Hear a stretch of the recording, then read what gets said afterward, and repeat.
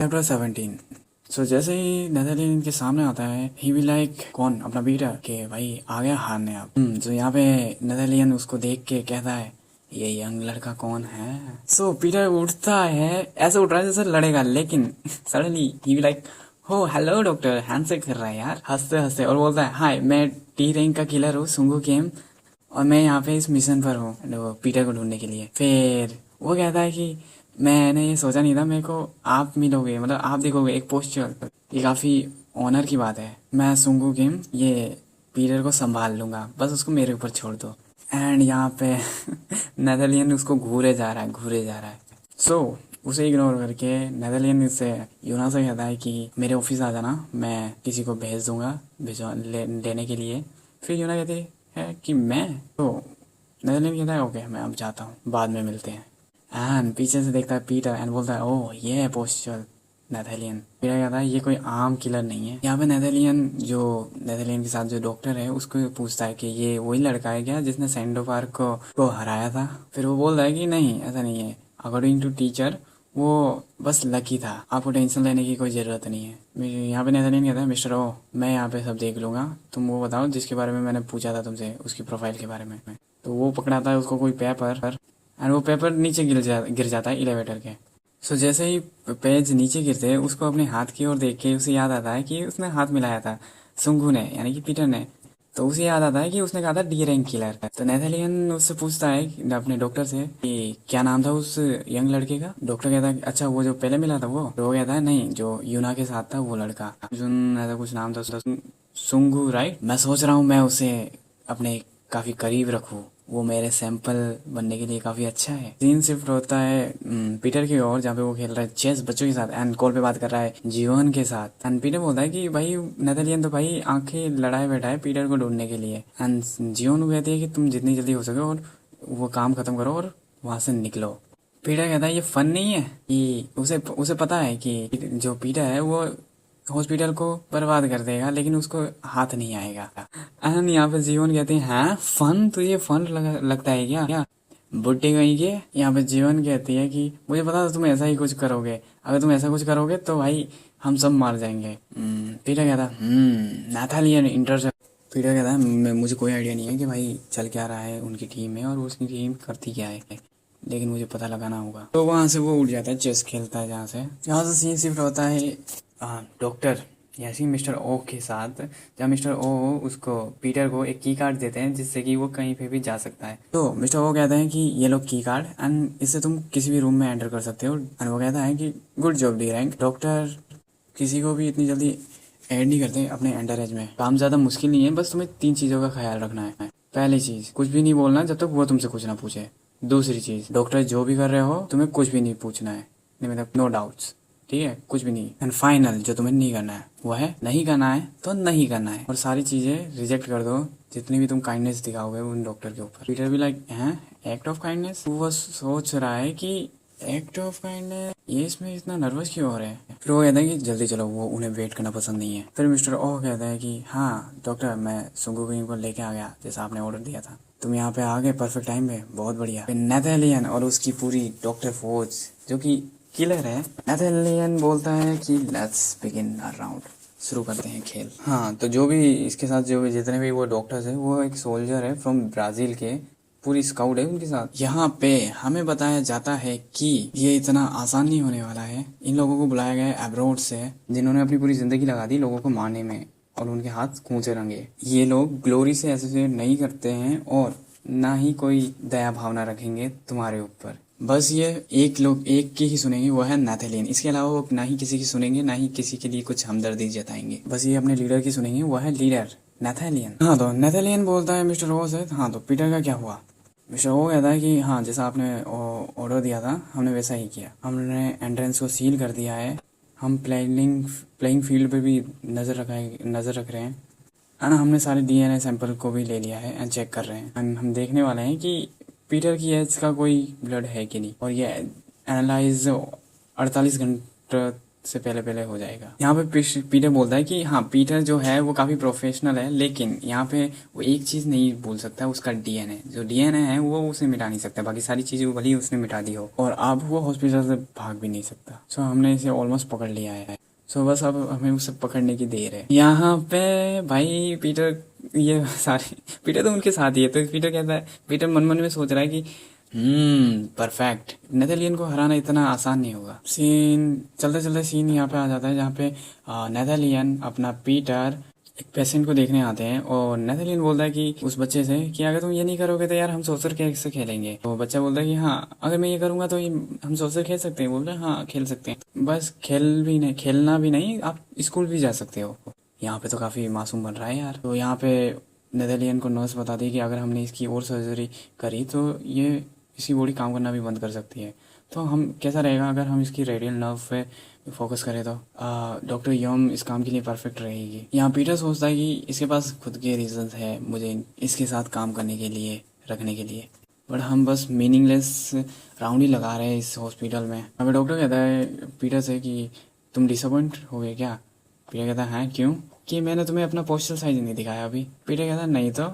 फिर नेथालियन कहता है कि झूठ बोलने की जरूरत नहीं है, तुम्हारे फेस पर ही साफ साफ दिख रहा है, मेरे साथ आओ, मेरे साथ आओ, मैं तुम्हें कुछ दिखाना चाहता हूँ। फिर वो सिटी से जाते हैं नीचे, नीचे जाते ही जाते रहते हैं, और पीटर कहता है हम कब से चले ही जा रहे हैं, अभी तक हम जा कहाँ रहे हैं। फिर पीटर सोचता है कि यार आखिर नेथालियन मुझे दिखाना क्या चाहता है। फिर वो अपने की कार्ड को दिखाता है और दरवाजा खोलता है। यहाँ नेथालियन उसको दिखा के बोलता है कि कैसा लगा, एंड पीटर मन मन में सोचता है डिस्गस्टिंग। फिर नेथालियन कहता है ये वो जगह है जहाँ पे मेरे सपने पूरे होते हैं, एंड वो बताता है ये है एक एट्रोसिटी अगेंस्ट ह्यूमन काइंड। सो नेथालियन उससे पूछता है कि तुम बायोलॉजी में इंटरेस्टेड हो। पीटर कहता है मुझे बस बेसिक आते हैं।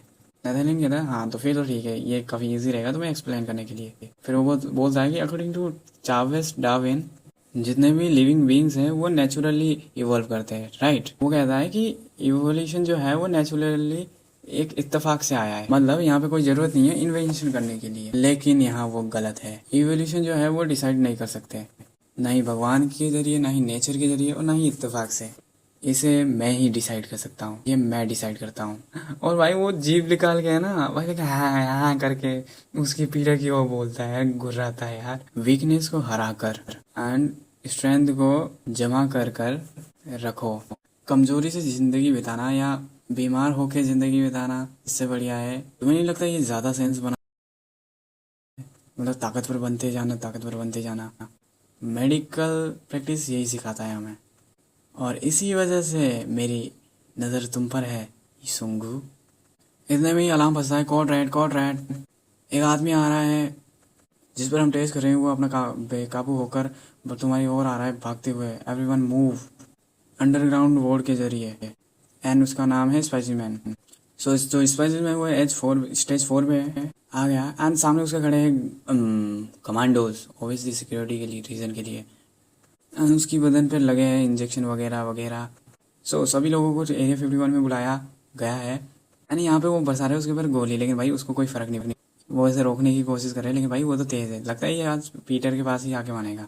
सो भागते भागते वो दीवार तोड़ देता है, एंड सामने खड़ा होता है अपना नेथालियन, और वो एक हाथ से ही उसको पीट देता है। यानी कि एक हाथ से ही, उसने कुछ ज्यादा मूव नहीं किया और वो गिर गया। एंड सडनली फिर वो बोलता है हाँ सुंगू, हम कुछ बात कर रहे थे, इस जुए की इतनी हिम्मत कैसे हुई कि इसने हमें बीच में इंटरप्ट कर दिया। चलो सुनो सुंगू, फिर से बातें करते हैं। देखो मुझे वो लोग काफ़ी ज़्यादा पसंद है जो पावरफुल होते हैं, इसलिए मैंने इन सब पावरफुल लोगों को स्ट्रिप किया है और इनको बंद किया है इसके अंदर। मैंने इनके मसल्स को एंड इनके जो सेल्स हैं उनको अपने हाथों से काम किया है उनके ऊपर। एक ही आदमी है जो इस दुनिया में है जिसको मैं चाहता हूँ कि वो अपनी जो स्ट्रेंथ है उसे सरपास करे। सुंगू, मैं तुम में वो पोटेंशियल देखता हूँ। ये कोई कॉमन नहीं है कि किसी में इतनी पावर हो जिसमें इस एज में जितनी कि तुम में है। मैं इवोल्यूशन को और भी आगे बढ़ाना चाहता हूँ तुम्हारे जरिए। तुम और भी स्ट्रोंगर बन सकते हो इवॉल्व होके। क्या कहते हो सुंगू? हाथ मिलाओ, एक्सेप्ट करो मेरे द एक्ट ऑफ काइंडनेस को। एंड वेट, यहाँ पे मिस्टर ओ कह रहा था ना कि एक्ट ऑफ काइंडनेस से बचकर रहना, तो वो शायद से इसके बारे में बोल रहा था। मेरी मदद से मैं तुम्हें रैंक ए पे पहुंचा दूंगा। नहीं, मैं इससे भी बढ़िया पोस्टर बना दूंगा तुम्हें। हाँ, तो वहां से बाहर निकलने के बाद सुंगू उसके बारे में सोच रहा है कि भाई मैं ये सोच के हैरान हूँ कि उसने एक ही झटके में दीवार को कैसे तोड़ दिया, वो भी एक सिंगल फिश से, मतलब एक सिंगल मुक्के से।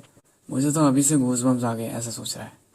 सरप्राइजिंग करने की बात तो यह है कि वो सोच सकता है, वो इसके ऊपर भी सोच सकता है क्या कि दीवार के पीछे क्या है। वाह क्या ताकत है। हाँ, क्योंकि जो नथेलियन था ना, उसने ना वो जो आदमी भाग रहा था, उसने उसको बिना देखे ही एक, मतलब दीवार से दीवार कनेक्ट है, उसने एक मुक्के में ही उसे वहीं के वहीं रोक दिया, वो भी बिना देखे। एंड एग्जैक्ट टाइमिंग भाई, एग्जैक्ट टाइमिंग से मार दिया। सो यहाँ पे जियोन बोलती है कि हाँ पीटर, जल्दी से आजा, गिव अप कर दे और आजा, भाग जा वहाँ से। यहाँ पीटर बोलता है नहीं, मैं हारूंगा नहीं, क्योंकि अब मैं ये जानना चाहता हूँ कि उसकी पावर का राज क्या है। सो यहाँ पे जीवन बोलती है हाँ तो मैं क्यों, खैर मैं क्यों ही तुम्हें परेशान कर रही हूँ। सो तुम्हारा प्लान क्या है? तुम्हारा जो ब्लड है वो एनालाइज हो गया है क्या उस बुड्ढे से, उस बुड्ढे के ब्लड से? अब थोड़ा सा ही टाइम बचा है, वरना तुम एक्सपोज होने वाले हो अब उस ब्लड सैंपल के जरिए। खैर मैं यहाँ पे कुछ कर सकती हूँ क्या तुम्हारे लिए? यहाँ पीटर कहता है कि मैं सोच रहा हूँ कि मैं वो रिपोर्ट चोरी कर लूँ। अंजुन कहती है कि हाँ तुम उसके ऑफिस के अंदर जाने वाले हो, लेकिन कैसे? वो बोलती है कि विक्टिम कार्ड क्या, वो की कार्ड से, की कार्ड है ना उसके बाद वो कहीं पे भी जा सकता है। फिर वो बोलती है कि तुम मजाक कर रहे हो क्या, तुम पकड़े जाओगे तो?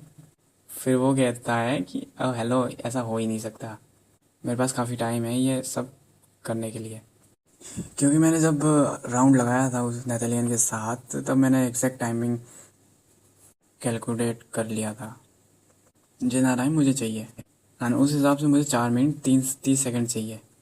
सो वो दरवाज़ा खोलता है, एंटर मारता है एंड डीएनए रिजल्ट को ढूंढता है। एंड वहाँ दूसरी तरफ नेदरलैंड अपना राउंड लगा रहा होता है। हाँ, तो राउंड लगाते लगाते भाई अचानक से नेदरलैंड को याद आता है हाँ भाई डीएनए कहाँ है, डीएनए वगैरह आ गए या नहीं आए अभी तक? तो मिस्टर हो गया था हाँ आ गए है ना, वो मैंने आपके ऑफिस में भिजवा दिए। लेकिन एक बात है, अगर वो ब्लड सैंपल मैच नहीं हुए तो पीटर के सैंपल से? फिर नेदरलैंड कहता है ओ कितना इंटरेस्टिंग है। सब कुछ मैच करने के बाद भी अगर मैच नहीं हुआ पीटर के साथ, वाह क्या इत्तेफाक है। यहाँ पे मिस्टर ओ कहता है कि अगर वो हाइड हो रखा हो तो किसी वेंट के ज़रिए या सीलिंग के ज़रिए।